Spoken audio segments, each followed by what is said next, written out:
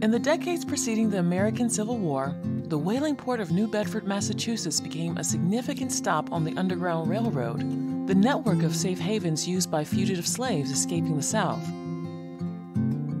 New Bedford became an important destination for many escaped slaves because of its active port, wide availability of work, and its comparatively large population of people of color.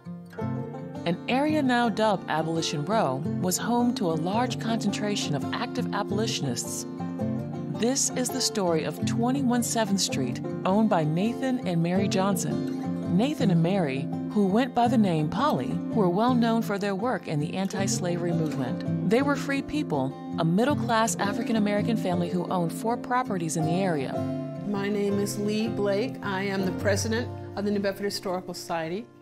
So this house, the Nathan and Polly Johnson house, is unique. It is an Underground Railroad site. It is also the first free home of Frederick Douglass and Anna Douglass.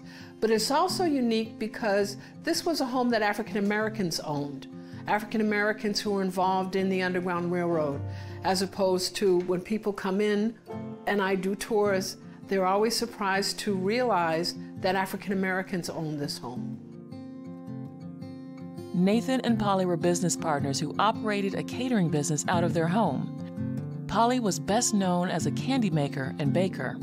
Her confectionery shop at 23 7th Street sold free labor candy made from ingredients farmed by free workers. Her famous ginger cookies and molded ice cream were enjoyed by New Bedford's wealthiest families.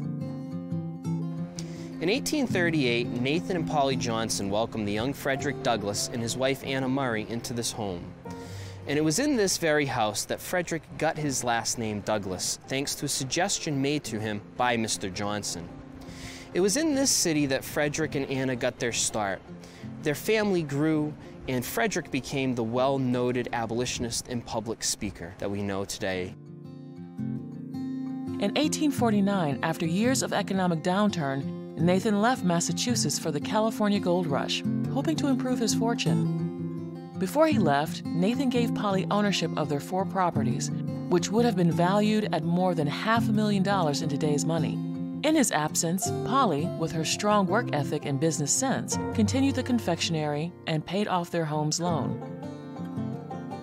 In 1857, Polly sought and won the city's permission to expand her home. The original 4-room federal-style home was lifted off its foundation, rotated 90 degrees, and moved to the rear of the lot. Polly continued to live there while the construction began on the front. The new addition, in Greek Revival style, was trimmed with a gable roof, arch window frames, broken pediment, and corner pilasters. After 20 years away, and 2 years after Polly's death, Nathan Johnson returned from the West with little or nothing to show for his expedition. Polly left the house to her granddaughter, Mary Buchanan, and Nathan lived in the home until his death 7 years later. The property remained in the Johnson family until 1891, when it and all its contents were sold. Proceeds were used to set up an MIT University scholarship fund to benefit young men of color. In the 1970s, a 2-story shed roof extension was added to the home, which housed bathrooms and a stairway.